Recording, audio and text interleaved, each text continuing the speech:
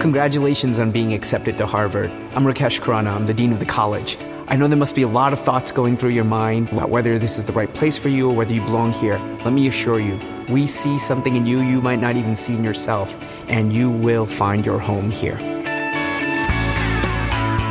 I feel like Harvard is my home. It just could not feel more natural to call Harvard my home. I just can't help it. You can act like yourself at Harvard. If you're a prim and proper person, then be that all the time, but if you're not, that's cool too. Like the minute you realize this is your home is when you really get to know a lot of people. And I even feel like I became more of myself at Harvard than I did in high school, and Harvard definitely, I think, does a great job of like letting you blossom into the person that you want to be. So one of my favorite parts about freshman year was getting to eat an Anna-burger. You can literally sit at a different table every day and meet people from across the country. It's very warm and welcoming. The first week, we had a ton of activity fairs and a ton of just people just reaching out to the freshmen and trying to get them involved. People are so willing to really engage and get to know you.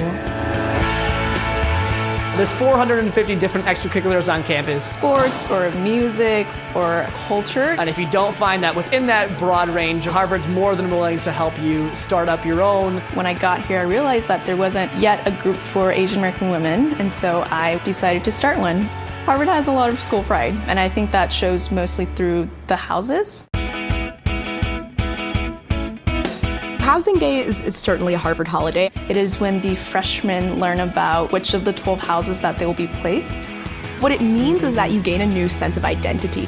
You get to have 300 new friends. And so if you really want that community, it's there for you. I found so many different students who I could relate to. The people here are amazing.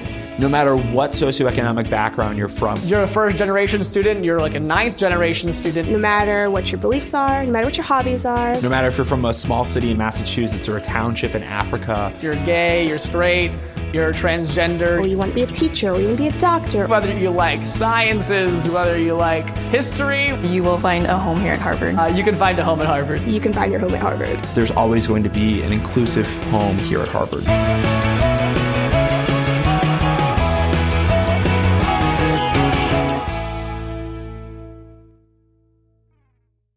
A need for a public town square, digital town square that where people can debate issues of all kinds, including the most substantive issues. And in order for that to be the case, you have to have something that is as broadly inclusive as possible, that has as much of the people on the platform as possible, where it feels balanced from a political standpoint. It's not biased one way or the other.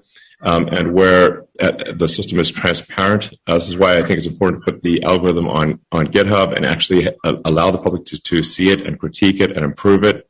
And if there are any manual changes, sort of shadow banning as it's called, or increasing or decreasing the prominence of a tweet that's done manually, that should be noted so you know what has happened. And it's not just you're just where it is right now. We don't know what the heck is going on. Why is one tweet doing well? Why is another tweet not? Is it the algorithm? Did someone manually intervene? Why are some accounts banned with no recourse apparently? The reality is that Twitter at this point, has a very far left bias, and I would classify myself as a moderate, and neither Republican nor Democrat. And in fact, I have voted overwhelmingly for Democrats historically, overwhelmingly. Like I'm not sure. I might never have voted for a Republican, just to be clear. Right. Now this election, I will.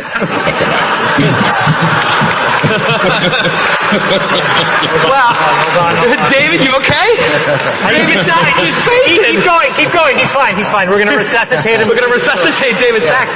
I mean, let me ask you a question. But the point I'm trying to make is that this is not some sort of attempt to, it's not some right-wing takeover, as say people on the left may fear, but rather a moderate-wing takeover, and an attempt to ensure that people of all political beliefs feel welcome on a digital town square and they can express their beliefs. You struck Mr. Datt multiple times during your relationship, didn't you, Ms. Heard? There were many times I had to use my body to defend myself, and that included swinging wherever I could. If it meant I could get away, absolutely. If it meant a difference between a sore face and a broken nose, you bet I would. That's your testimony under oath that you never struck Mr. Depp as the initial aggressor? Well, he was holding me against the wall by my neck. You know, I might be the first person to have been the first one to slap, which happened in Australia, you know, when he was choking me. But I wouldn't say I was the initial aggressor in that situation. You got physical with Mr. Depp often during your relationship, didn't you? I had to defend myself as best I could. Didn't seem to make much of a difference. You just couldn't control yourself, could you, Miss Heard? I tried to defend myself when I could, but it was after years of not defending myself.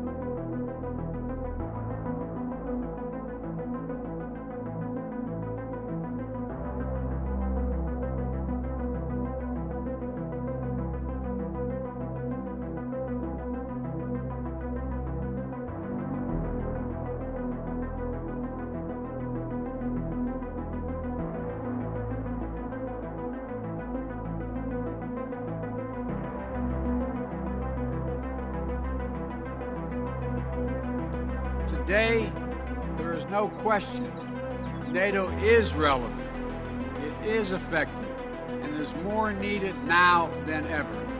So let me be clear. New members joining NATO is not a threat to any nation.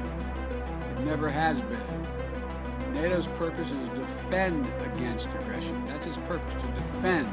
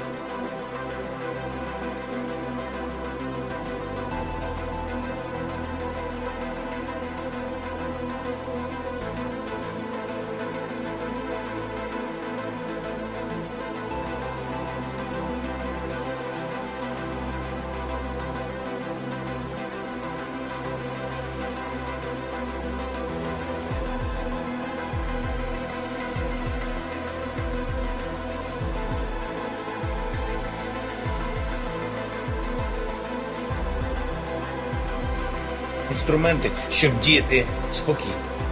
Херсон, Мелітополь, Бердянськ, Енергодар, Маріуполь і всі наші міста і громади, які перебувають під окупацією, під тимчасовою окупацією, мають знати, що Україна повернеться. Про те, що наша держава нікого не кидає і повертає те, що належить Україні по праву.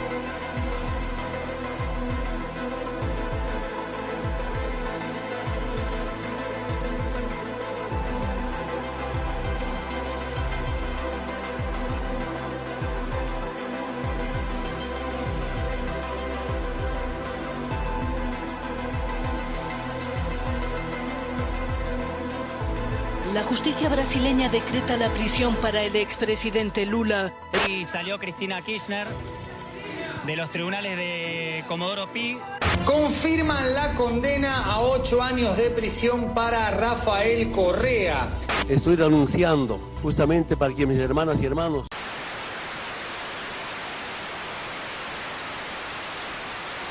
El lawfare no es solamente la persecución desde el Poder Judicial, es además la articulación con los medios de comunicación. Son estrategias regionales que vienen desde el norte.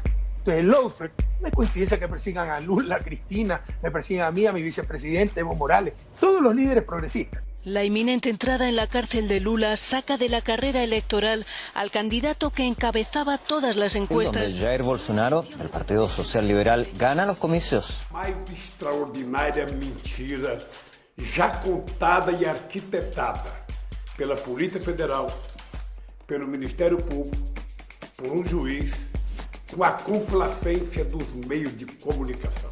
Rotativos bolivianos, estadounidenses y europeos publicaron artículos que denunciaban fraude en las elecciones, incluso antes de finalizar el conteo. Después tacharon directamente de dictatorial al gobierno de Evo Morales. Un pilar es la prensa, una prensa hegemónica que miente y no para de mentir y que cree que en la repetición está la demostración. El líder del Partido de los Trabajadores señaló que la condena en su contra obedece a presiones de los medios de comunicación de la oligarquía. Lamentablemente, los medios hegemónicos, propiedad de nuestras élites, lejos de ser guardianes de la verdad, son los primeros en robar la verdad. Jueces vinculados a una determinada parcialidad política, testigos poco fiables, ausencia en las 14 causas que iniciaron contra Cristina, siempre los sorteos le cayeron al doctor Claudio Bonadio. El famoso lawfare no es solamente para estigmatizar a los dirigentes populares, es para disciplinar a los políticos. Presidente Lula queda en libertad en este momento. El pasado lunes 22 de junio se cayeron todas y cada una de las mentiras con las que armaron la causa sobre el memorándum de entendimiento con la República de Irán. Del pueblo ecuatoriano a todos los traidores, a todos los verdaderos corruptos que nos han perseguido durante 4 años. Bolivia eligió como nuevo presidente a Luis Arce, el candidato del movimiento al socialismo que lidera el expresidente Evo Morales. A mí me absolvió la historia y me va a absolver la historia. Y a ustedes seguramente nos va a condenar la historia.